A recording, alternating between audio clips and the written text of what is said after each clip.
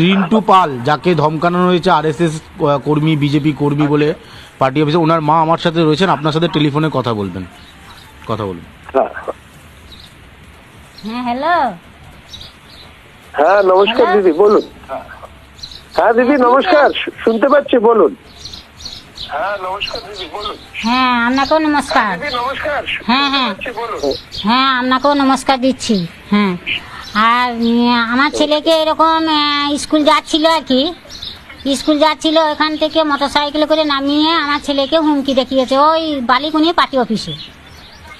হ্যাঁ, বলেছে তুই কেন বিজেপি পার্টি করিস, তুই কেন আরএস করেছিস, ওইসব করে ওকে করবি, জীবনে করবি, বল আরএস করবো না। ছেলে 26 বছর।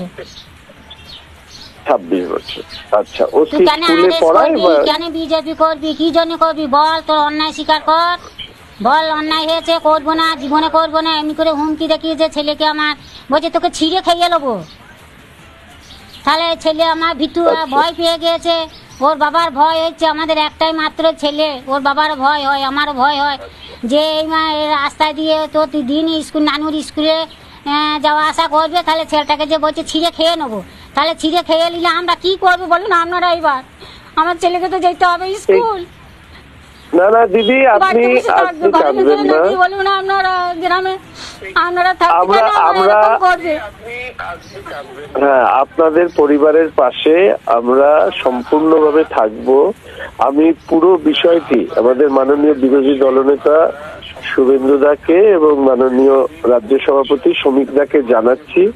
আইনগত এবং প্রশাসনিক ভাবে এই বিষয় নিয়ে যা যা করার, আপনার ছেলের, আপনার পরিবারের সুরক্ষা শুধু নয়, রাজ্যের মানুষের সুরক্ষার জন্য আমরা কাজ করছি।